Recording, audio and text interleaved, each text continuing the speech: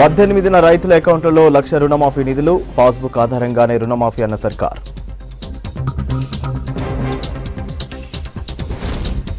ఉదయం నుంచి కలెక్టర్లతో కొనసాగుతున్న సీఎం రివ్యూ, 9 పాలనా అంశాలపై అధికారులకు సర్కార్ స్పష్టత. కాళేశ్వరంపై కొనసాగుతున్న కమిషన్ విచారణ, తుమ్మిడిహెట్టి లభ్యతపై కేసీఆర్ సర్కార్ది తప్పన్న బెదిరే.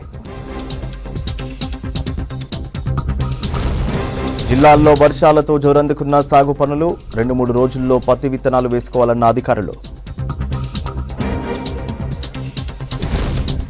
మాక్లూర్ సొసైటీలో 2 సీఈఓలతో ఇబ్బంది, ఎవరి ఆదేశాలు పాటించాలో తెలియక సిబ్బంది పరేషాన్.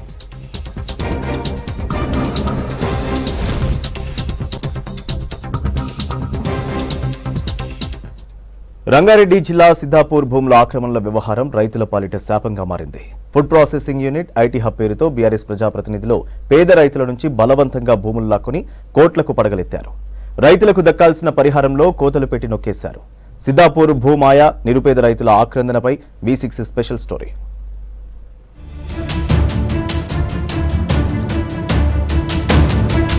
రంగారెడ్డి జిల్లా షాద్నగర్ నియోజకవర్గం కొత్తూరు మండలంలోని సిద్ధాపూర్ గ్రామ పంచాయతీ పరిధిలో 100 ఎకరాల భూముల్ని రైతుల నుంచి గత పాలకులు బలవంతంగా లాక్కున్నారు. సిద్ధాపూర్, ఏనుగుల మడుగు తండా, పుల్జర్లకుంట తండా, చింతగుట్ట శివారులోని సర్వే నెంబర్లు 252, 278, 361లో కలిపి సుమారు 340 ఎకరాల వ్యవసాయ భూములను ఫుడ్ ప్రాసెసింగ్ యూనిట్ ఏర్పాటు చేస్తామని 2018లో కేసీఆర్ ప్రభుత్వం స్వాధీనపరుచుకుంది. ఫుడ్ ప్రాసెసింగ్ యూనిట్ వస్తే తమకు ఉపాధి దొరుకుతుందని భావించి కొంతమంది రైతులు భూములు ఇచ్చారు.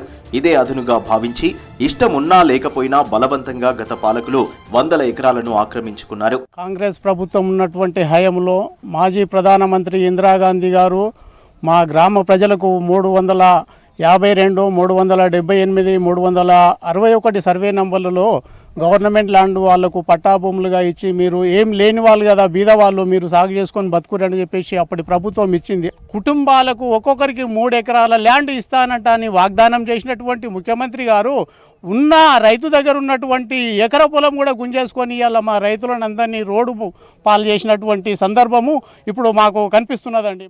2 ఎకరాల భూమి ఉండే, ఎకర భూమి కట్ అయింది. నాకు 12 లక్షలు వచ్చినాయి అంతే. ఇక టీఆర్ఎస్ పార్టీ వాళ్ళు ఇక భూమి ఏంటంటే లేనులకు పెట్టి అడ్డం పెట్టి వాళ్ళకు పేరు రాపించారు. వనులకు కాంగ్రెస్ ప్రభుత్వంలో ఇచ్చిన పొలము పెద్ద పెద్ద నాయకులు, రాజకీయాలు వాళ్ళు ఏం చేసిర్రు, ఇక లోపల వీళ్ళతో వాళ్ళతో పెద్ద పెద్దలు గలపుకొని కొండలన్నీ ఇక చిత్తుబొత్తి చేసి పడేసిర్రు. ఏడ చేసుకొని తినడానికి లేకుండా బతకకుండా సాగకుండా చేసిర్రు.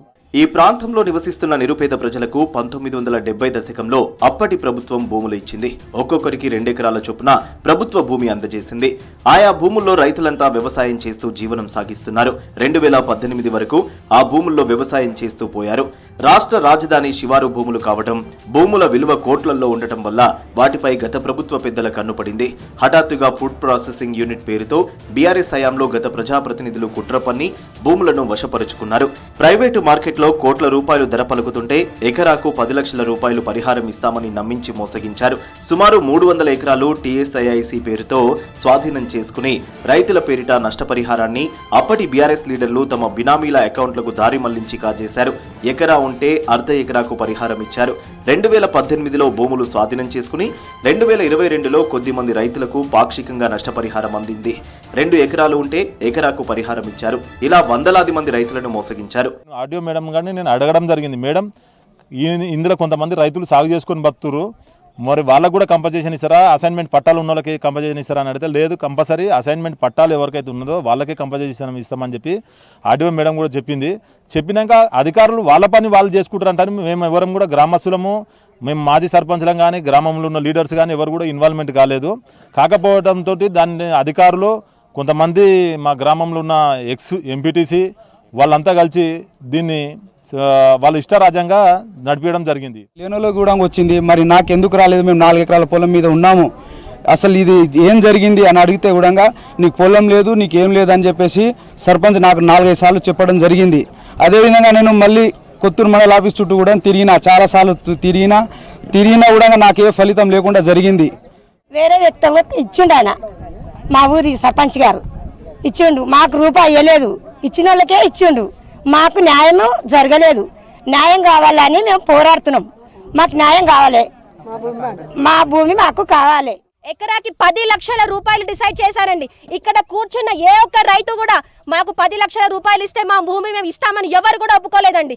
అన్యాయంగా, దౌర్జన్యంగా, బలవంతంగా సంతకాలు పెట్టి మా భూములను మీరు లాక్కున్నారు. ఎవరు? BRS government లాక్కుందండి. పట్టదారులు ఉన్న రైతులకు డబ్బులు రాలేదు. టీఆర్ఎస్ గవర్నమెంట్ వాళ్ళ ఇంకా ఉన్న తొత్తు వాళ్ళకే వాళ్ళు రాసుకొని డబ్బులు ఇచ్చారు. కానీ ఒరిజినల్ పట్టదారులు చాలా మంది ఇక్కడ రైతులు ఉన్నారు, వాళ్ళతో న్యాయం జరగలేదు.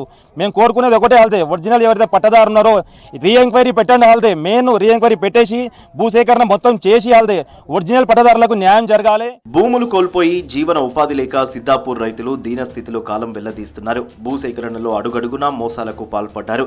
మాయమాటలతో నిరుపేద రైతులను మోసం చేశారు. ఫుడ్ ప్రాసెసింగ్ యూనిట్ ఏర్పాటు చేస్తున్నామంటూ భూసేకరణ కోసం ఎక్కడ పత్రిక ప్రకటన వెలువరించలేదు. గ్రామ ప్రజల అభిప్రాయాన్ని కూడా తీసుకోలేదు. గ్రామ సభ తీర్మానం లేకుండానే ఏకపక్షంగా భూములను బలవంతంగా లాక్కున్నారు. పూర్తి పరిహారం ఇవ్వకుండానే భూముల్లో అడుగు పెట్టనీయకుండా చేశారు. ఫుడ్ ప్రాసెసింగ్ యూనిట్ ఊసే లేకుండా పోయినప్పటికీ భూములను తిరిగి ఇవ్వకపోగా రైతులకు పరిహారం కూడా ఇవ్వలేదు. భూ యజమానుల వివరాలను రికార్డుల్లో తారుమారు చేశారు. నిజమైన భూ యజమానులకు పరిహారం ఇవ్వలేదు. భూమి లేని వారి పేరిట రికార్డు సృష్టించి పరిహారం ఇచ్చారు. అదే బీఆర్ఎస్ ప్రభుత్వము ఒడ్డే తుల్చామ గారు, ఒడ్డే బాలయ్య గారు వేరే సర్వై నింబాలర పెట్టి 252 సర్వై నింబాలర పెట్టి ఒక్కరిని కాదు కనీసం 20-30 మంది 50 మందిని ఫోటోలు తీసి అద్రగానంగాలకు డబ్బులు ఇవ్వడం జరిగింది. మేము ఇప్పుడున్న కాంగ్రెస్ ప్రభుత్వము షాద్నగర్ నియోజకవర్గం వీర్రపల్లి శంకరన్న గారికి మేము కోరడం పదే ఏం కోరుచున్నామంటే మాకు అన్యాయం జరిగింది, మా భూములు మాకు కావాలి. ఇట్లా కూడా మేము సబ్మిట్ అయినాము. కోర్టు ఆర్డర్ కూడా మా తానుంది. రైతు బంధు పడుతున్న స్టేట్మెంట్ కూడా మా తానుంది. మాకు ఆ అమౌంట్ కూడా ఇప్పుడు ఎన్ని పడ్డాయి అనేది మా అమౌంట్ స్టేట్మెంట్ కూడా మాకు ఉంది సార్. ఇట్లా జరిగింది కాబట్టి ప్రతి ఒక్కరికి అమౌంట్ వచ్చింది. మాకు బుక్ ఉంది, మాకు ఆల్రెడీ మాకు ఆన్లైన్లో బుక్ ఉంది. మా బుక్ మీద ఉన్న పొలం పైసలు మాకు ఎందుకు రాలని మేము అడగడం జరగడం వల్ల కూడా అట్లా మీకు పొలం లేదు ఏం లేదు అని దబాయించి గ్రామ సర్పంచ్ గారు మమ్మల్ని వేధించడం జరిగింది సార్. మా పాలలో కూడా ఎవరికి ఒక గుంట పొలం రాయలేదు. ఎవరికో నామకే వాసు 10 గుంటలు 5 కూడా రాసి ఇచ్చి చేతులు తుమ్ముకొని మిగతా వాళ్ళే కబ్జాలో క్రియేట్ చేసి వాళ్ళకి ఇచ్చిన బాధ్యతలు ఇక్కడ అందరం ఉన్నాము.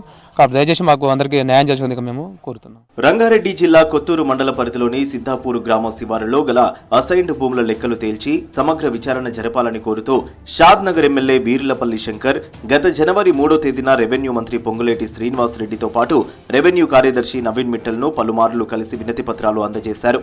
తాజాగా జూలై 1న కూడా ఎమ్మెల్యే శంకర్ మరోమారు రెవెన్యూ శాఖ మంత్రి పొంగులేటి శ్రీనివాస్ రెడ్డిని కలిసి రెండోసారి వినతి పత్రం అందజేశారు. ఒక బోకస్ లబ్ధిదారులను క్రియేట్ చేసి వాళ్ళకు ఒక అకౌంట్స్ తెరిచి ముందే అకౌంట్లో డబ్బులు వేయించి చెక్కులు కూడా ముందే వీళ్ళ పేర్ల మీద, అంటే దండుకుంటున్న వాళ్ళ పేర్ల మీద మళ్ళీ వాళ్ళ అకౌంట్లో పోతే మాకు డబ్బులు రావని చెప్పి ముందే కూడా వాళ్ళ ద్వారా అకౌంట్ తెరిపించి చెక్కులు డ్రా చేసి ఏది మళ్ళా దాన్ని ఏమంటాం ఆర్టీజీ కొట్టించుకొని అకౌంట్లు తారుమారైనాయి. ఇవన్నీ కూడా మా దృష్టికి అప్పుడు వచ్చినాయి. వాళ్ళందరూ కూడా నా దగ్గరకు వచ్చి కూడా గగ్గోలు పడ్డారు. మీరైనా ప్రతిపక్షం మాకు సపోర్ట్ చేయాలంటే చెప్తే మేము కూడా ప్రయత్నం చేయడం జరిగింది. సిద్ధాపూర్ భూమాయలో అవకతవకలను గుర్తించి బాధ్యులపై చర్యలు తీసుకోవాలంటే సమగ్ర విచారణ జరిపితే నిజాలు నిగ్గుతేలే అవకాశం ఉంది.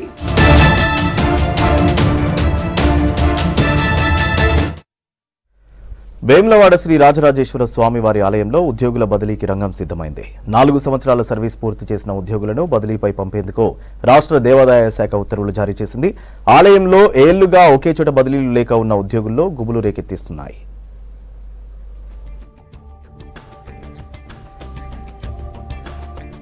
ఏళ్ల తరబడి పాతుకుపోయిన ఉద్యోగులు రాజన్న ఆలయాన్ని వదిలి వెళ్లాల్సొస్తోంది. రాష్ట్ర వ్యాప్తంగా ఉన్న 6 దేవాలయాల్లో బదిలీపై వెళ్లేందుకు అవకాశం కల్పిస్తున్నట్లు తెలుస్తోంది. ఉద్యోగుల పేరు, హోదా, పుట్టిన తేదీ, ఆలయంలో జాయిన్ అయిన తేదీ, సర్వీస్ కాలం, రిటైర్మెంట్ తేదీలతో పాటు పూర్తి వివరాల్ని కోరుతూ ఇప్పటికే ఆలయ ఉద్యోగులకు ఆప్షన్ పత్రాల్ని అందజేశారు.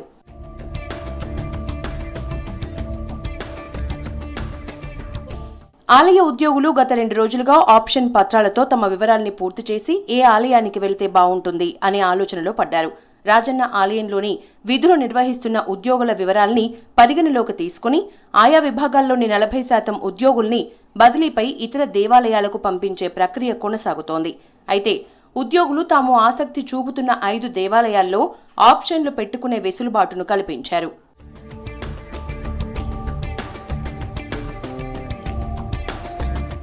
వేములవాడ శ్రీ రాజరాజేశ్వర స్వామి ఆలయంలో 215 మంది అర్చకులతో కలిపి రెగ్యులర్ ఉద్యోగులు ఉండగా ప్రస్తుతానికి అర్చకుల బదిలీల్ని ప్రభుత్వం నిలిపివేసింది. రాజన్న ఆలయంలో మాత్రం 2 ఏఈఓలు, 5 సూపరింటెండెంట్లు, 6 సీనియర్ అసిస్టెంట్లు, 8 మంది జూనియర్ అసిస్టెంట్లు, 12 మంది రికార్డ్ అసిస్టెంట్స్తో పాటు ఇంజనీరింగ్ విభాగంలో ఈఈ, డిఈ, ఏఈలకు బదిలీలు జరగొచ్చని అధికారులు అంచనా వేస్తున్నారు. మళ్లీ కొత్త ఆర్డర్స్ 2 రోజుల్లో వచ్చే అవకాశం ఉందని ఆలయ అధికారులు తెలిపారు. ప్రభుత్వ ఆదేశాల ప్రకారం దేవాలయంలో పనిచేస్తున్న సిబ్బందిని 40% ట్రాన్స్ఫర్ చేయాలని చెప్పి నిర్ణయించడం జరిగింది. దాంట్లో భాగంగానే కమిషనర్ గారు గైడ్లైన్సెస్ కూడా పంపించున్నారు. ఆ గైడ్లైన్సెస్ ప్రకారం అందరినీ కూడా ఆప్షన్స్ అడుగున్నాము. ఉద్యోగులందరూ కూడా ఆప్షన్స్ ఇస్తున్నారు. తర్వాత ఒక్కో క్యాడర్లో ఎంతమందిని ట్రాన్స్ఫర్ చేయాలని చెప్పి కమిషనర్ గారి నుంచి మాకు కూడా ఆదేశాలు రావడం జరిగింది. ఆదేశాలు కూడా మేము నోటీస్ బోర్డులో కూడా దాన్ని పెట్టడం జరిగింది. ఎంప్లాయీస్ అందరూ కూడా కమ్యూనికేట్ చేయడం జరిగింది. ఆలయ ఉద్యోగులకు రీజనల్ జాయింట్ కమిషనర్ క్యాడర్ కలిగిన యాదాద్రి, భద్రాచలం, కొమ్రవెల్లితో పాటు డిప్యూటీ కమిషనర్ క్యాడర్ కలిగిన బాసర, కొండగట్టు ఆలయాలకు వెళ్లేందుకు దేవాదాయ శాఖ అనుమతి ఇచ్చింది. ఈ నెల 19 లోపు ఉద్యోగులు తప్పనిసరిగా ఎక్కడికి వెళ్తున్నారో ఆప్షన్ ఇవ్వాల్సి ఉంటుంది. అలాగే ఈ నెల 24వ తేదీలోపు స్క్రూటినీ, 26వ తేదీలోపు ఆర్డర్స్ జారీ అయ్యి 29వ తేదీ సాయంత్రం లోపు రాజన్న ఆలయం నుంచి ఉద్యోగులు రిలీవ్ అవుతారు. మొత్తానికి ఏళ్లుగా నోచుకోని బదిలీల ప్రక్రియ చేపడుతూ ఉండటంతో రిటైర్మెంట్ ఉన్నవారు కొంత ఆందోళన చెందుతున్నారు. సంగారెడ్డి జిల్లాలో సింగూరు ప్రాజెక్టు వద్ద ప్రతి ఏటా ప్రమాదాలు జరుగుతూనే ఉన్నాయి. అత్యుత్సాహంతో నీటితో చెలగాటమాడే యువత ప్రాణాలు కోల్పోతున్నారు. డ్యాం వద్ద ఎటువంటి భద్రతా చర్యలు లేక ఈ ప్రమాదాలు సంభవిస్తున్నాయి. వానాకాలంలో వచ్చే వరదను చూసేందుకు పర్యాటకులు పెద్ద సంఖ్యలో వస్తారు. ముందస్తుగానే రక్షణ చర్యలు తీసుకోవాలని కోరుతున్నారు జనం.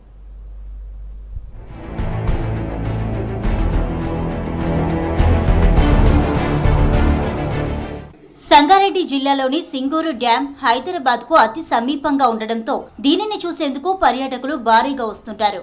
జిల్లా నలుమూలల నుంచే కాకుండా సుదూర ప్రాంతాల నుంచి కూడా చాలా మంది పర్యాటకులు కుటుంబ సభ్యులతో ఇక్కడికొచ్చి సేద తీరుతుంటారు. శని, ఆదివారాల్లో పెద్ద సంఖ్యలో ప్రజలు ఇక్కడికి సందర్శన కోసం వస్తుంటారు. సమీప గ్రామాల జనానికి ఇది ఒక హాలిడే స్పాట్. వానలు బాగా పడి మంజీరా నది ఉధృతి పెరిగి ప్రాజెక్టు గేట్లు ఎత్తితే చూసేందుకు జనం పెద్ద సంఖ్యలో వస్తారు.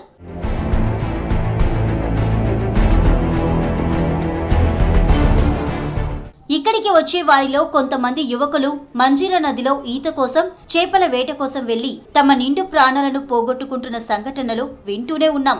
నదిలోకి, ప్రాజెక్టులోకి వెళ్లకుండా నియంత్రించేందుకు ఎలాంటి రక్షణ చర్యలు లేకపోవడమే దీనికి ప్రధాన కారణం. ఇలాంటి సంఘటనలు చోటు చేసుకున్నప్పుడు కాస్త హడావిడి చేస్తున్నారు అధికారులు. తర్వాత కథ మళ్లీ మొదటికే వస్తుంది. మన తెలంగాణ జిల్లాలో మంచి టూరిజం ప్లేస్ అంటే సింగూరు ఒకటే ఉండే. దీనికి అభివృద్ధి లేదు. సింగూరు ప్రాజెక్టు 2 గేట్లు ఉంటాయి, బంద్ చేసిర్రు.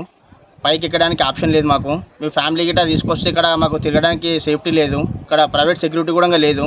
ఇక సెల్ఫీలు దిగుతుంటే పిల్లలందరూ సింగూరులో పడిపోయి ఎవరో అనవసరంగా అలా కొట్టుకుపోవడం జరుగుతుంది. చాలా ప్రాణాలు పోతున్నాయి ఇక్కడ. మరి ఇవి సెక్యూరిటీ ఏర్పాటు చేయాలని గవర్నమెంట్కు కోరుతున్నాం.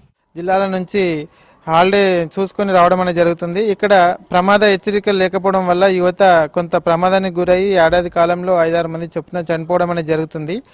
ఇక్కడ కనీస సౌకర్యాలు కల్పించకుండా అధికారులు నిర్లక్ష్యం వహిస్తున్నారు. పర్యాటక కేంద్రంగా అభివృద్ధి చెందిస్తున్నామని చెప్తున్నప్పటికీ ఎలాంటి సెక్యూరిటీ సిబ్బందిని నియమించకపోవడం, అంటే పోలీసు సిబ్బందిని కూడా నియమించి యువత ప్రాణాలను కాపాడాల్సిందిగా మేము విజ్ఞప్తి చేస్తున్నాం.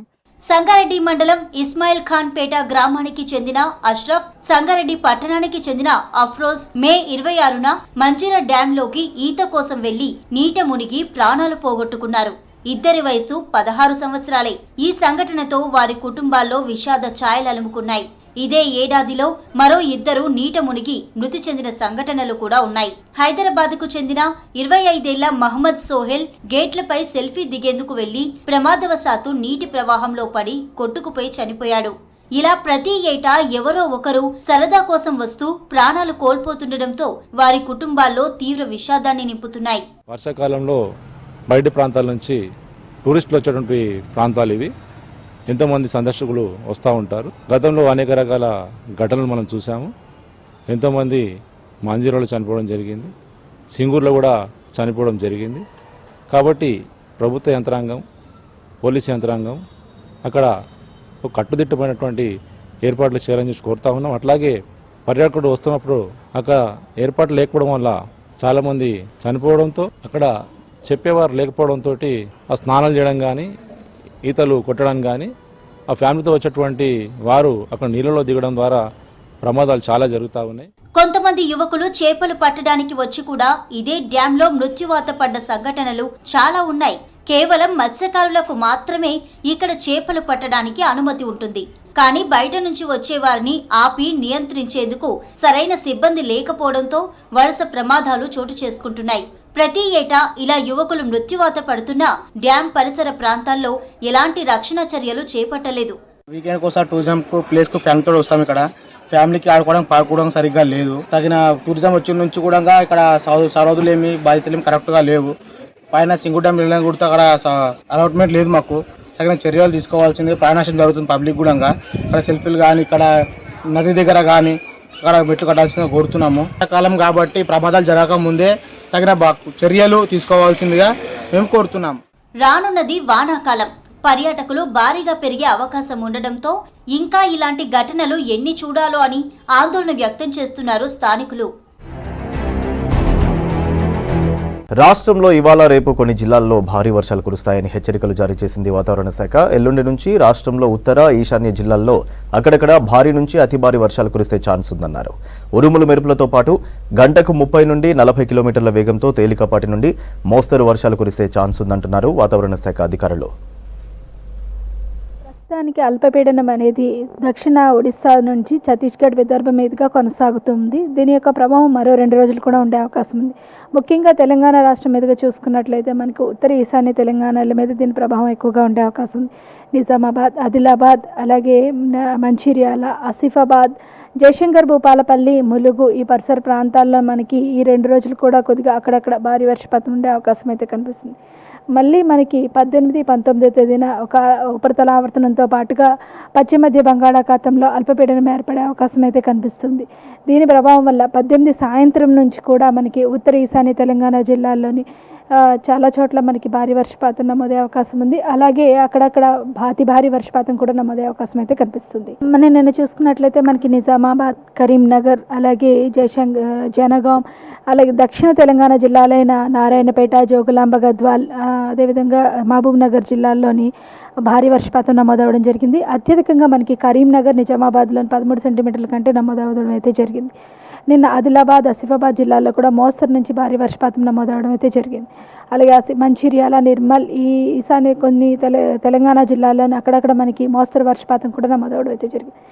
ఈ వచ్చే 2 రోజులు కూడా ఉత్తర ఈశాన్య తెలంగాణ జిల్లాలైన ఆదిలాబాద్, ఆసిఫాబాద్, మంచిర్యాల, నిజామాబాద్, పెద్దపల్లి, జగిత్యాల, జయశంకర్, భూపాలపల్లి, ములుగు జిల్లాల్లో అక్కడక్కడ 1-2 చోట్ల భారీ వర్షపాతం సూచన ఈ 2 రోజులు కొనసాగే అవకాశం అయితే కనిపిస్తుంది. కొన్ని జిల్లాలో లోటు వర్షపాతం నమోదవుతుంది. దాంతోపాటు ఎక్సెస్ రెయిన్ఫాల్ కూడా కొన్ని జిల్లాలకు ఇచ్చారు కదా. ఏ జిల్లాల్లో ప్రజెంట్ రెయిన్ఫాల్ పరిస్థితి ఎట్లా ఉంది? ఉత్తర తెలంగాణ జిల్లాలో మంచిర్యాల మినహా మంచిర్యాల, నిజామాబాద్, మెదక్ జిల్లాల్లోని కొద్దిగా లోటు కనిపిస్తుంది. ఈ జిల్లాల మినహా మిగతా రాష్ట్రం మొత్తం మీదుగా సాధారణ వర్షపాతమే నమోదవుతుంది. ఇప్పటి వరకు చూసుకున్నట్లయితే 12% మొత్తం రాష్ట్రం మొత్తం మీదుగా అధికంగా నమోదవడం అయితే జరిగింది. ప్రస్తుతానికి రాష్ట్రం మొత్తం మీదుగా పడిన వర్షపాతం దాదాపుగా జూన్ 1వ తేదీ నుంచి ఈ రోజు వరకు చూసుకున్నట్లయితే సాధారణ వర్షపాతంగానే ఉంది. మంచిర్యాల జిల్లా కొద్దిగా మనకి లోటులోనే, అంటే -20. నిజామాబాద్ నిన్నటి మనకి అతి భారీ వర్షపాతం నమోదవడం వల్ల కొద్దిగా తగ్గిందనే చెప్పవచ్చు. ప్రస్తుతానికి మెదక్ జిల్లా ఇంకా మనకి కొద్దిగా లోటు వర్షపాతాన్ని అయితే సూచిస్తుంది అనమాట. అధిక వర్షపాతం మనకు చూసుకున్నట్లయితే నారాయణపేట, జోగులాంబ, గద్వాల్, అలాగే మహబూబ్ నగర్ జిల్లాల్లోనే అత్యధికంగా నారాయణపేట జిల్లాలో 89% అంటే ఎక్సెస్ రెయిన్ఫాల్గా నమోదైందనమాట ఈ సంవత్సరం.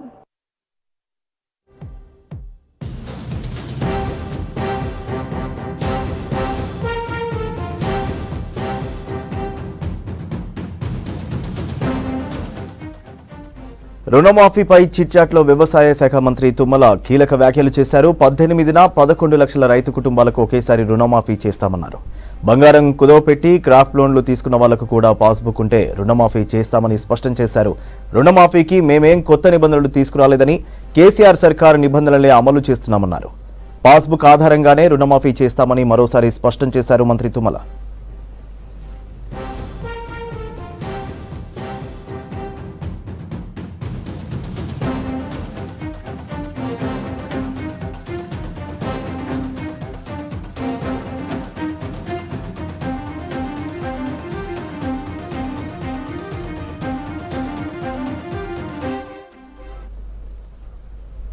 రుణమాఫీపై చిట్చాట్లో వ్యవసాయ శాఖ మంత్రి తుమ్మల కీలక వ్యాఖ్యలు చేశారు. 18న 11 లక్షల రైతు కుటుంబాలకు ఒకేసారి రుణమాఫీ చేస్తామన్నారు. బంగారం కుదవపెట్టి క్రాఫ్ట్ లోన్లు తీసుకున్న వాళ్లకు కూడా పాస్బుక్ ఉంటే రుణమాఫీ చేస్తామని స్పష్టం చేశారు. రుణమాఫీకి మేమేం కొత్త నిబంధనలు తీసుకురాలేదని, కేసీఆర్ సర్కార్ నిబంధనలే అమలు చేస్తున్నామన్నారు. పాస్బుక్ ఆధారంగానే రుణమాఫీ చేస్తామని మరోసారి స్పష్టం చేశారు మంత్రి తుమ్మల.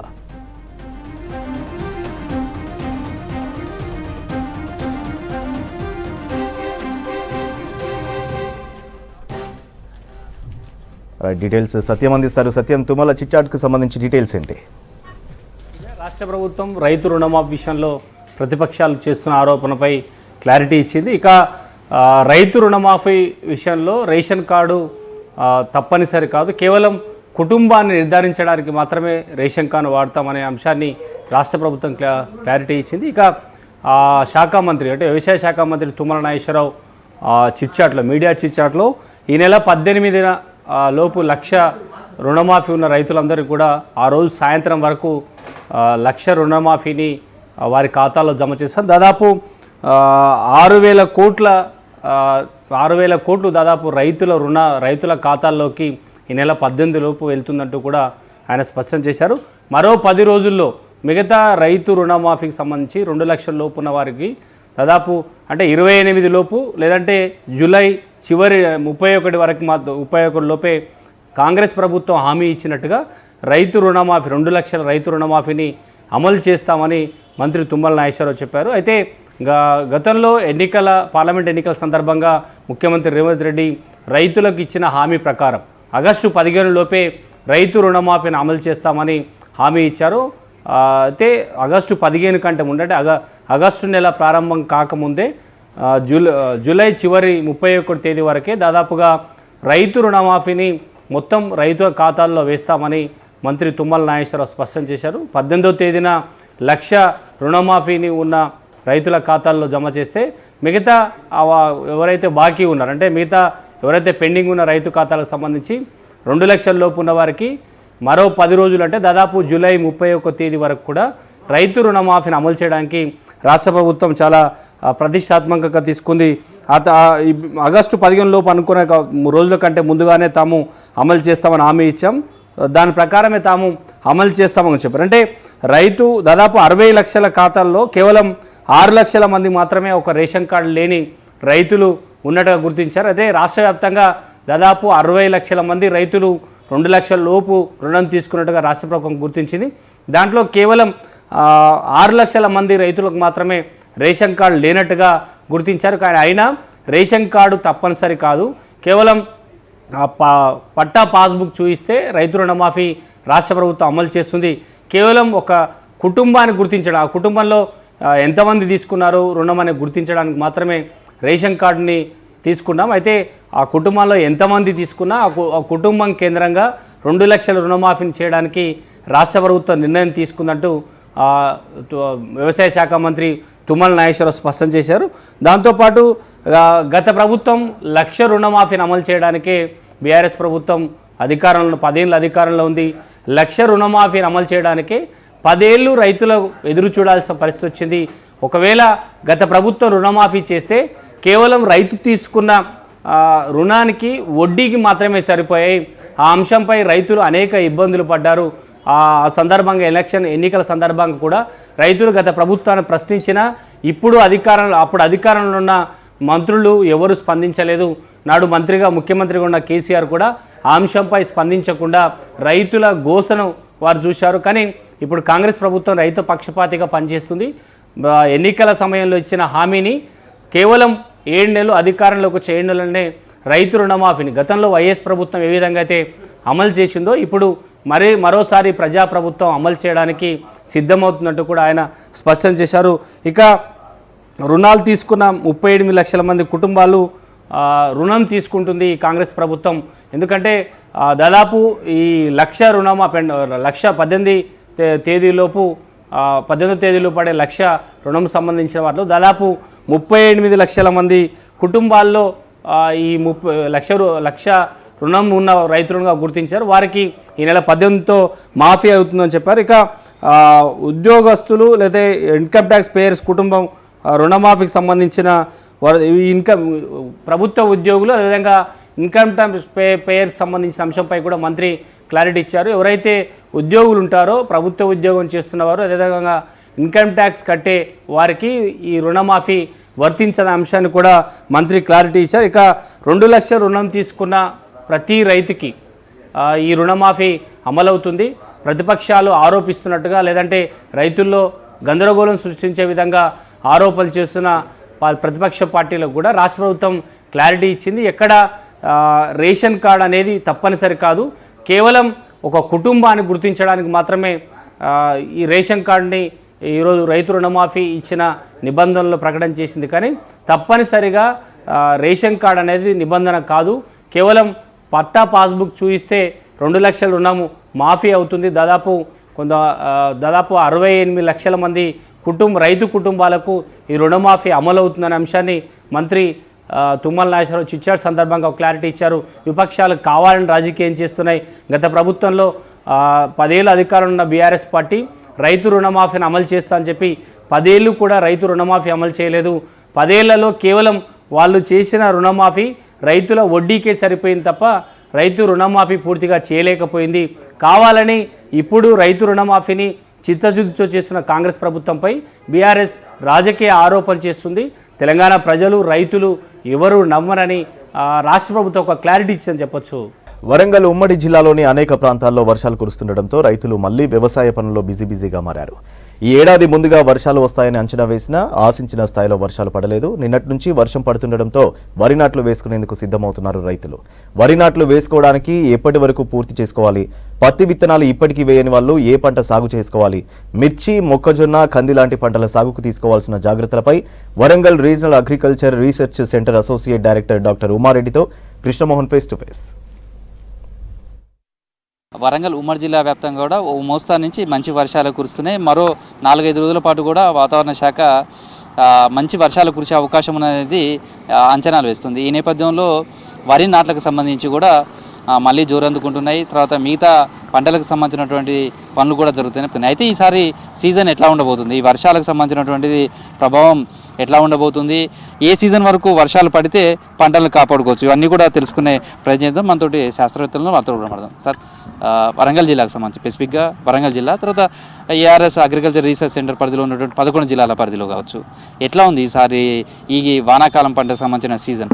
అంటే ఓవరాల్గా మధ్య తెలంగాణ మండలం లోపల ఈ 10 జిల్లాల లోపల అంటే ఇటు హన్మకొండ కానీ, వరంగల్ కానీ, భూపాల్పల్లి కానీ, మహబూబాబాద్ కానీ, ఇటు మెదక్ కానీ, సిద్దిపేట, ఇవన్నీ మొత్తం ఈ 10 జిల్లాల లోపల 290 పడి ఉండాల్సింది. కానీ మనకు దాదాపుగా 267 అంత పడింది మనకు. అంటే దాదాపు కొంచెం మాత్రమే డెఫిసిట్ ఉంది మనకు.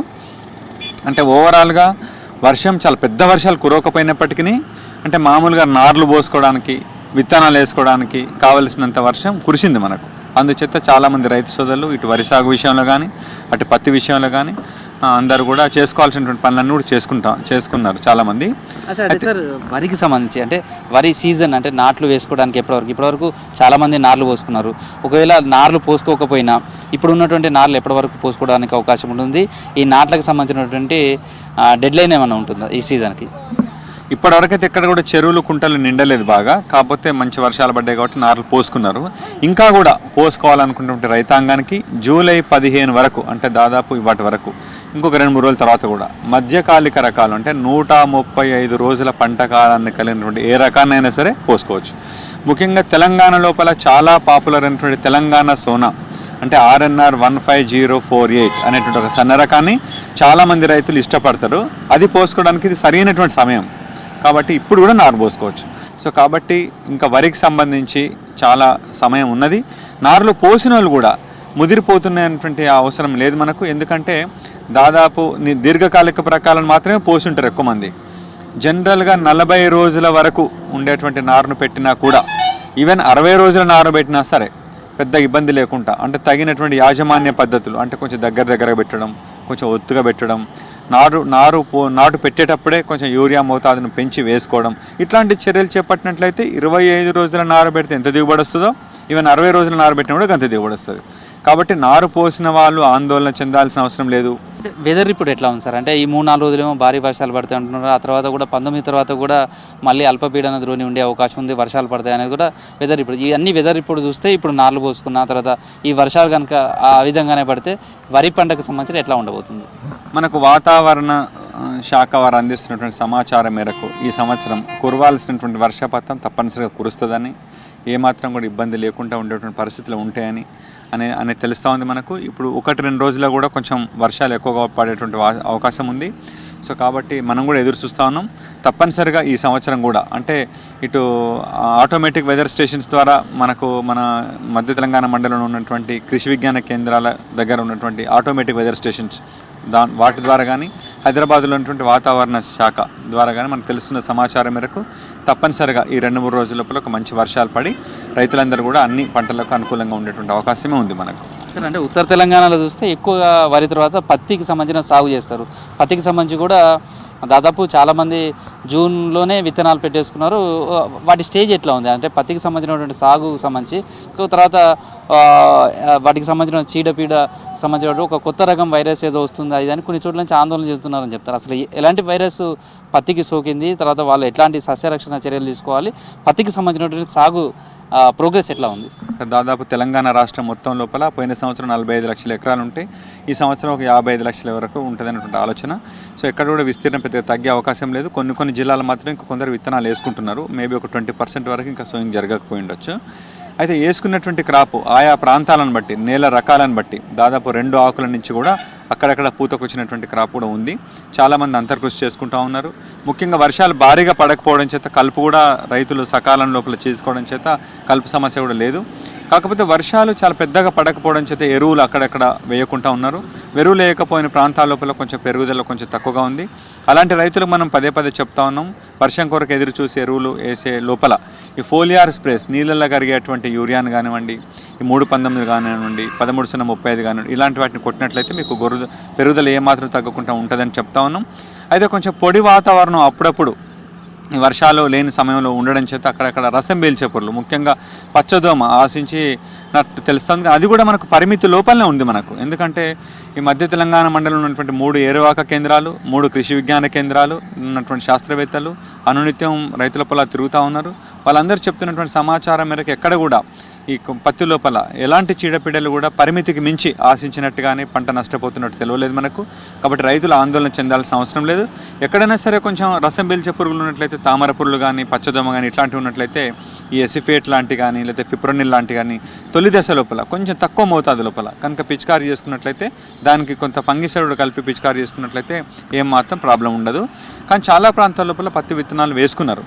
కానీ ఒకవేళ ఎక్కడైనా వేసుకోకపోతే, వర్షాలు ఇంకా కొంచెం లేట్ అయితే వాళ్ళు కూడా పత్తికి బదులు కూడా ప్రత్యామ్నాయంగా చాలా అపరాలు వేసుకోవడానికి అవకాశం ఉంది. ఇటు పెసలు కానీ, మినుములు కానీ, ముఖ్యంగా కందులు.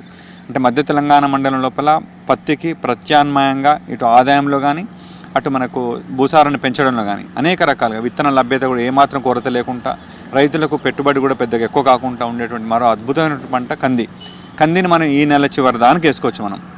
కాబట్టి పత్తి ఎక్కడైనా వేసుకోలేని రైతులు పత్తికి బదులుగా కంది వేసుకుంటే మంచిది.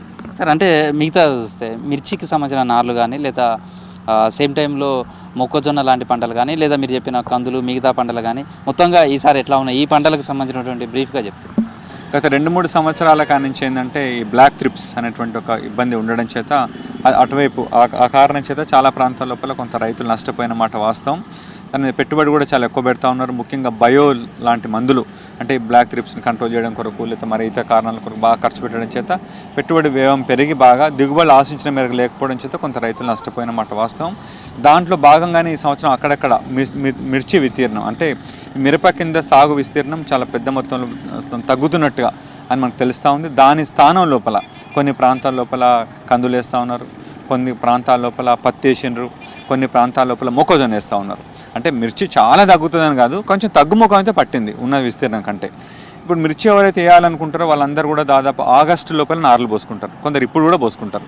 వాళ్ళందరికీ చెప్తా ఉన్నాం, నార్లు పోసుకున్నటువంటి రైతు సోదరులు మీరు ఎవరో చెప్పినారని కాకుండా మీకున్నటువంటి అనుభవం ప్రకారం ఏ రకం అయితే కొంచెం మంచిగా చీడపీడని తట్టుకుంటుందో అలాంటి రకాన్ని మాత్రమే తెలుసుకొని ఎత్తైనటువంటి నారుమల లోపల కనుక పోసుకున్నట్లయితే మీకు ఈ చీడపీడల నుంచి కొంచెం తక్కువ వచ్చేటువంటి అవకాశం ఉంటుంది. కొంచెం ఈ మిరప నారు మనం జనరల్ ఎప్పుడు పెడతాం, మనం సెప్టెంబర్లో నాట్లు పెడతాం మనం. సో ఈ లోపల చాలా టైం ఉంటుంది మనకు. కాబట్టి ఉట్టిన వదిలిపెట్టకుండా వాటి స్థానం లోపల జనుములు కానీ జీలుగలు కానీ ఇట్లాంటి వేసుకున్నట్లయితే ప్రధాన మిర్చికి హెల్దీగా ఉండి మంచి చీడపీడలను తట్టుకునే లక్షణం కూడా ఉంటుంది. కాబట్టి ఆ రైతులు ఆ సూచనలు పాటించాలి. సార్, ఇది ప్రస్తుతం అయితే ఎవరు రైతులు ఆందోళన చెందాల్సిన అవసరం లేదనేది చెప్తున్నారు. ప్రధానంగా కూడా వర్షాలకు సంబంధించి కూడా ఈ 2-3 రోజులు కూడా మంచి వర్షాలు పడే అవకాశం ఉందనేది వెదర్ రిపోర్ట్ చెప్తుంది. ఈ 2-3 రోజులు కనుక అనుకున్న స్థాయిలో కనుక ఓ మోస్తారు నుంచి మంచి వర్షాలు కనుక కురిస్తే వ్యవసాయ పనులు మరింత ముమ్మరం జరిగే అవకాశం ఉంది. వీడియో జర్నలిస్ట్ క్రాంతి కుమార్తో కృష్ణమోహన్, V6 న్యూస్, వరంగల్. బొగతా పరవళ్లు పర్యాటకులను కనువిందు చేస్తోంది. తెలంగాణ నాయగారగా పిలుచుకునే బొగతా జలపాతం ఉధృతంగా ప్రవహిస్తోంది. ములుగు జిల్లా వాజేడు మండల పరిధిలోని చీకుపల్లి బొగతా జలపాతం పర్యాటకులను ఎంతగానో ఆకర్షిస్తోంది. దాదాపు 50 అడుగుల ఎత్తు నుంచి జలధారలు జాలువారుతో పర్యాటకులను ఆకట్టుకుంటోంది. రాష్ట్ర నలుమూలల నుంచి పర్యాటకులు భారీగా తరలి రావడంతో జలపాత ప్రాంగణం జనసంద్రంగా మారింది.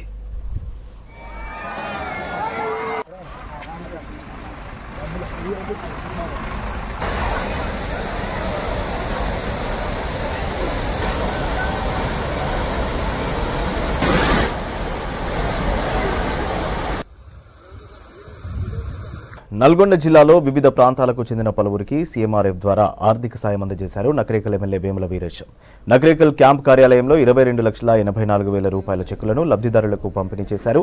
అత్యవసర పరిస్థితుల్లో ప్రైవేటు హాస్పిటల్లో చికిత్స పొందిన బాధితులకు సీఎంఆర్ఎఫ్ ద్వారా ఆర్థిక సాయం అందజేశామని తెలిపారు ఎమ్మెల్యే వేముల వీరేశం.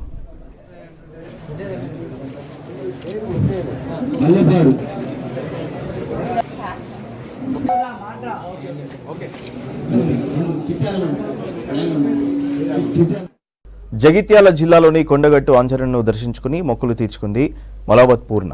ఆమెకు అర్చకులు సాదర స్వాగతం పలికారు. దర్శనానంతరం శాలువాతో సత్కరించి స్వామివారి తీర్థప్రసాదాలు అందజేశారు. అతి చిన్న వయసులోనే ఎవరెస్ట్ శిఖరాన్ని అధిరోహించి గతంలో చరిత్ర సృష్టించింది పూర్ణ.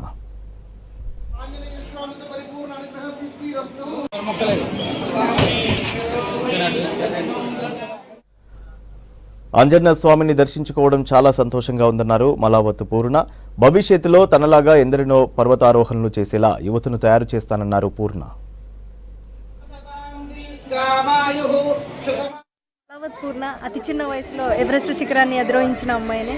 సో ఈరోజు కొండగట్టులో ఉన్న మన ఆంజనేయ స్వామిని దర్శించుకోవడానికి రావడం జరిగింది. సో నాకు చిన్నప్పటి నుండి ఆంజనేయ స్వామి అంటే చాలా భక్తి.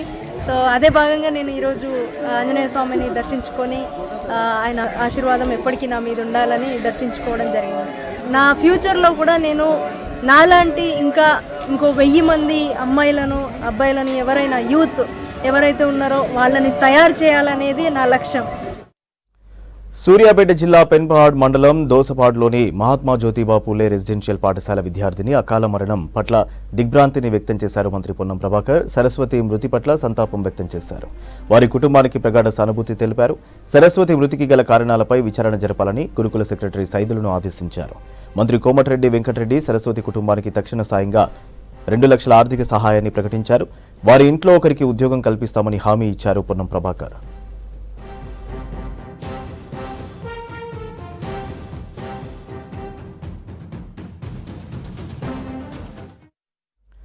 కొమరంభీం జిల్లా బెజ్జూరు మండలం ఏటిగూడ మానిక దేవర అటవీ ప్రాంతంలో కొండ చిలువ ప్రత్యక్షమైంది. 10 అడుగులకు పైగా ఉన్న కొండ చిలువ చెట్టుపైకి ఎక్కుతుండగా వీడియో తీసి సోషల్ మీడియాలో పోస్ట్ చేశారు స్థానికులు. ఇప్పుడు ఆ వీడియో సోషల్ మీడియాలో వైరల్ అవుతోంది.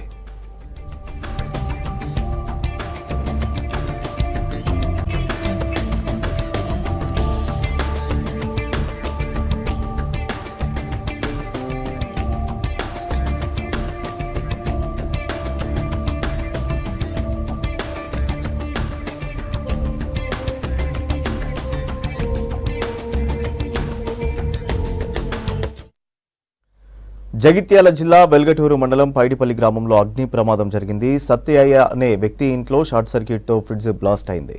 దీంతో ఇంట్లో ఒక్కసారిగా మంటలు చెలరేగి దట్టమైన పొగ కమ్ముకుంది. ఈ ప్రమాదంలో ఇంట్లో ఉన్న వస్తువులతో పాటు సుమారు 2 లక్షల నగదు కాలిపోయిందని చెబుతున్నాడు బాధితుడు. ఇంట్లో ఎవరూ లేకపోవడంతో ప్రాణనష్టం తప్పింది. సంఘటనా స్థలానికి చేరుకుని మంటలను అదుపులోకి తెచ్చారు ఫైర్ సిబ్బంది. కేసు నమోదు చేసి దర్యాప్తు చేస్తున్నారు పోలీసులు.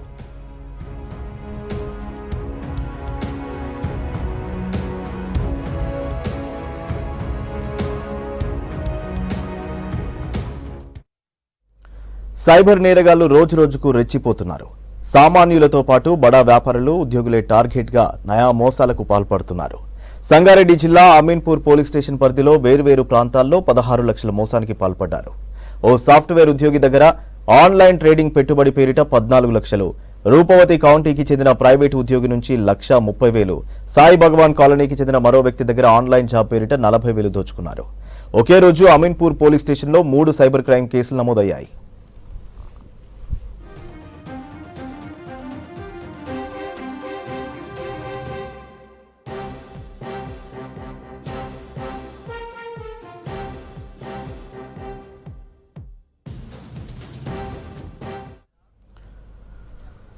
మహబూబాబాద్ జిల్లా గార్ల మండల కేంద్రంలో దారుణం జరిగింది. ఆస్తి కోసం కన్నతల్లిని రోడ్డు మీద పడేశారు కొడుకులు.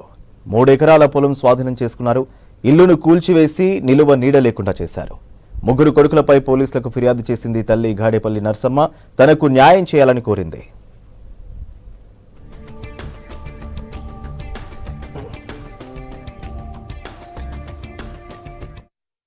ముగ్గురు కొడుకులు నాన్న, 3 కొడుకులు అన్నం పెడతాలేరు. అన్నం పెట్టకుండా బజార్లలో ఆడుకో తిట్టాను నాన్న. ఇక్కడ పువ్వు పెడతారని పైకి ఇచ్చారు నాన్న. ఎన్ని ఎకరాల భూమి ఉండే నీకు? 3. నువ్వున్న ఇల్లు కూడా కొలగొట్టారా? కొట్టుకున్నాడు. డబ్బులు ఇస్తే భాస్కర్ గారికి అమ్ముకున్నారు, పంచుకున్నారు డబ్బులు. ఈ అన్నం ఎవరిని పెట్టిన తింటాను లేకుండా అడిగారు. డబ్బులు చెక్కబడుకుంటారు. ఏమంటావు అంటే నాకు ఇక్కడ నేను ఈ వానాకాలం వచ్చేసరి కాలం ఏడబడినది కొడుక. కొంచెం పండుకున్నాను. సరే 3 నెలలే పెట్టాను. నేను ఎక్కువ పెట్టాను, ఒక్కొక్క నెల పెట్టాను. గొలుసుని దిందులు తీసుకుపోయిన నాన్న. అయితే వాళ్ళకి ఎరకైతే అన్ని వాళ్ళకిస్తారో నీకు కూడా పెడతాను అంటారు. అందరూ చేసే పనిలా కాకుండా కొత్తగా ప్రయత్నించాలి. అలా ఆలోచించి సక్సెస్ అయ్యాడు యాదాద్రి భువనగిరి జిల్లాకు చెందిన పోలిందర్. అందరిలాగే డైరీలకు పాలు పోయకుండా పన్నీరు తయారు చేసి అమ్మడం మొదలుపెట్టాడు. సొంతంగా మార్కెటింగ్ చేసుకుంటూ మంచి లాభాలు సంపాదిస్తున్నాడు. నలుగురికి ఆదర్శంగా నిలుస్తున్నాడు.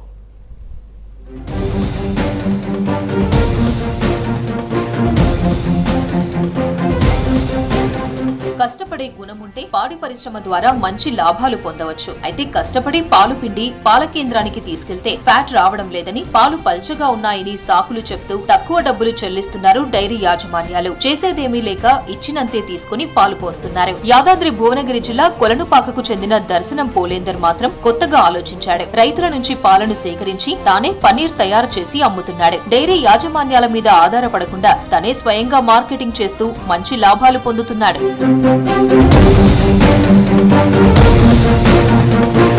తన తండ్రి 50 లీటర్లతో మొదలుపెట్టిన పన్నీర్ వ్యాపారాన్ని పోలిందర్ ఇప్పుడు 350 లీటర్లకు పెంచుకున్నాడు. ఉదయం సాయంత్రం మొత్తం కలిపి రోజుకు 350 లీటర్ల చొప్పున రైతుల దగ్గర నుంచి పాలు సేకరించి పన్నీర్ తయారు చేస్తున్నాడు. తెల్లవారుజామున 4 గంటలకు మొదలయ్యే పన్నీర్ తయారీ పనులు ఉదయం 9:30 గంటలకు పూర్తవుతుంది. ఆ పన్నీర్ ను సొంత వాహనంలో డాబాలకు, రెస్టారెంట్లకు, హోటళ్లకు సరఫరా చేస్తూ సొంతంగా మార్కెటింగ్ చేసుకుంటున్నాడు. ఆలేరు నుంచి మొదలుకొని హైదరాబాద్ ఆర్టీసీ క్రాస్ రోడ్ లోని బావర్చి బిర్యానీ సెంటర్ వరకు తానే పన్నీర్ సరఫరా చేస్తున్నానంటున్నాడు పోలిందర్. బావర్చి రెస్టారెంట్ కు 10 సంవత్సరాలుగా తానే పన్నీర్ అందిస్తున్నట్లు చెప్తున్నాడు.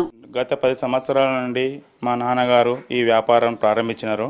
మాకు సొంతంగా కొన్ని 50 లీటర్ల పాలు అప్పట్లో బర్రెలు, ఆవులు ఉండేవి.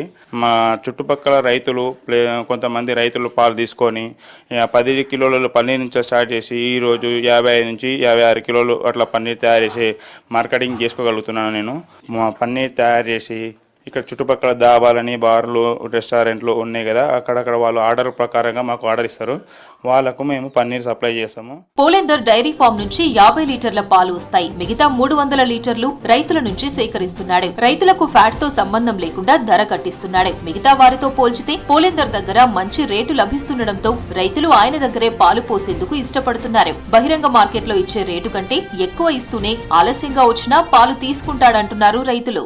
నేను వ్యవసాయం మీద ఆధారపడుకుంటూ కొంచెం వరకు ఈ పాల మీద అవుతుందని, పాలు నాకు టైం కూడా సేఫ్టీ, రేటు కూడా కొంచెం వరకు బయట కంటే ₹1 ఎక్కువ కట్టిస్తారనేది.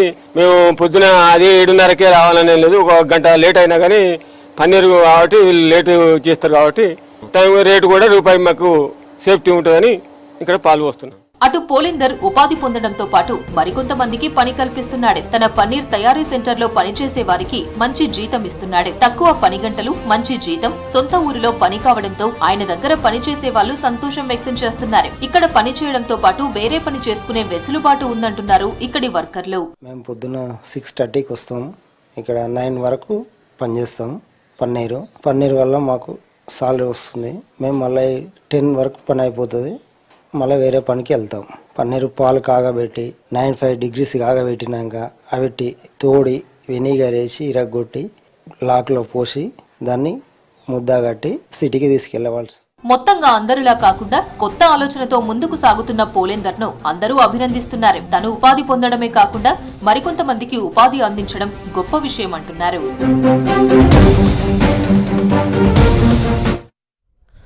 10 ఏళ్ల పాలనలో బీఆర్ఎస్ రైతు రుణమాఫీ చేయలేదని ఆరోపించారు భువనగిరి ఎమ్మెల్యే కుమ్మం అనిల్ కుమార్ రెడ్డి. అర్హులైన ప్రతి ఒక్క రైతుకు 2 లక్షల రుణమాఫీ అవుతుందన్నారు.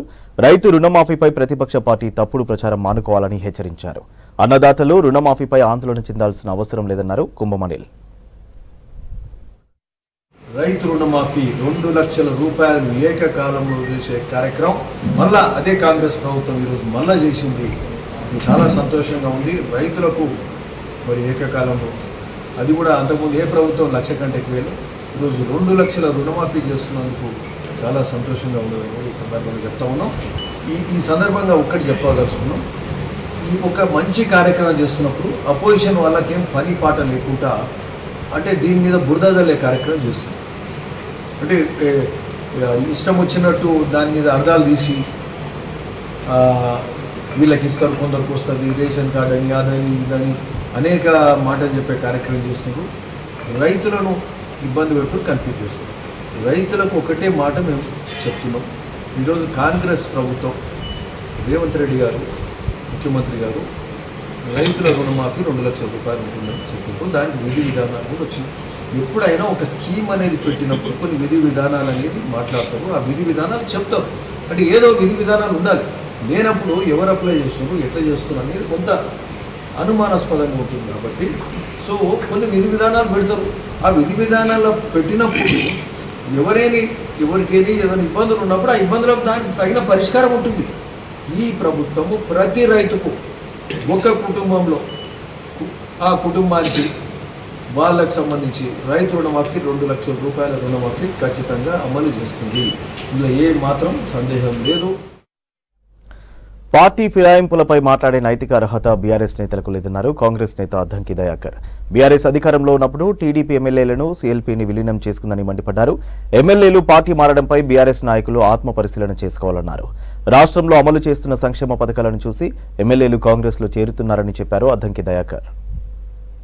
కొట్లాడాల్సిన అవసరం ఉంటుంది. అలాంటి పరిస్థితుల్లో ఆయన కొట్లాడడం పక్కన పెట్టేసి మా ఎమ్మెల్యేలు పెట్టుకోవద్దు, మా ఎమ్మెల్యేలు ఎటుపోవద్దు అంటారు. నేను అంటున్నా, నిన్న ముఖ్యమంత్రి గారు స్పష్టంగా చెప్పిండ్రు, మీరు కూల్చుతామంటే ఈ ప్రభుత్వం నిలబడాలని చెప్పి ఈరోజు ఎమ్మెల్యేలు వస్తున్న పరిస్థితి ఉన్నది. బీజేపీ ఆయన అంటాడు ఇది ఏమో కొసెల్లేదా ప్రభుత్వం అని అంటాడు. బీఆర్ఎస్లో కేటీఆర్ అన్నాడు కదా, మరి ఎట్లా నిలబడదో చెప్పమనండి కేటీఆర్ని. మీకాయ వస్తాన్న ఎమ్మెల్యేల వివరాలు ఏదో చెప్పమనండి కేటీఆర్ని. కాబట్టి ఆ పవర్ పోయిన ఫ్రస్ట్రేషన్ కాదు, వాళ్ళకి ఏం చెయ్యాలనో తోచని దిక్కు దోచని స్థితిలో 8 సీట్లు వచ్చినా ఎమ్మెల్యే సీట్లు వచ్చిన బీజేపీ 8 ఎంపీలు వచ్చినాయి. ఎటు షిఫ్ట్ అయింది ఓటు తెలియదా? మీరందరూ బీజేపీ గెలవడానికి ఎందుకు తగ్గినరో తెలియదా? రేపు ఇంకా తెలుస్తుంది. ఎంపీలుగా ఓడిపోయిన వాళ్ళు బయటకు వచ్చేటప్పుడు తెలుస్తుంది. మిమ్మల్ని మీరు ఆత్మహత్య చేసుకోవడానికి ప్రోత్సహించినట్టుగా పనిచేసి బీజేపీకి 8 సీట్లు వచ్చేటట్టు చేసి మీరు జీరోకి వచ్చి మీరు జీరో అయ్యి ఇంకా కాంగ్రెస్ పార్టీ మీద ఇలా అవాకులు చవాకులు పేలుతున్నారు. నేను అంటున్నా, ఇవాళ మీరు స్పీకర్ గారికి ఇచ్చిన దాంట్లో మిమ్మల్ని మీరు ఆత్మపరిశీలన చేసుకోండి. మొదటిసారి 5 మంది ఎమ్మెల్యేలు 6 ఎమ్మెల్సీలని మొత్తం తీసుకున్న పరిస్థితి, 12 మంది టీడీపీ ఎమ్మెల్యేలు తీసుకొని టీడీఎల్పీనే మొత్తం మర్జీ చేసుకున్న పరిస్థితి ఉన్నది. రెండవసారి దాదాపు 3-4 ఇతర పార్టీల వాళ్ళు అయితే మొత్తం 12 మంది కాంగ్రెస్ పార్టీ ఎమ్మెల్యేలు తీసుకొని సిఎల్పీని మర్జీ చేసుకున్నారు. కాబట్టి మేము అంటున్నాం, మీ ఎమ్మెల్యేలని ఆపుకునే పరిస్థితి ఇది కాదు. మీ నాయకత్వం మీద నమ్మకం లేదు, మీరు ఇంకా కొనసాగుతారనే నమ్మకం లేదు. ఏ రోజున బీజేపీలో మర్జీ చేస్తారో లేకపోతే ఏ రోజున బీజేపీతో పొత్తుపోతారనే ఉద్దేశంతో ఈ రాష్ట్రంలో, తెలంగాణ రాష్ట్రంలో ఇలా రేవంత్ రెడ్డి గారు ముఖ్యమంత్రి అయిన తర్వాత ఒక నమ్మకం కలిగింది. ఈరోజు మేము రైతు రుణమాఫీ చేస్తుంటే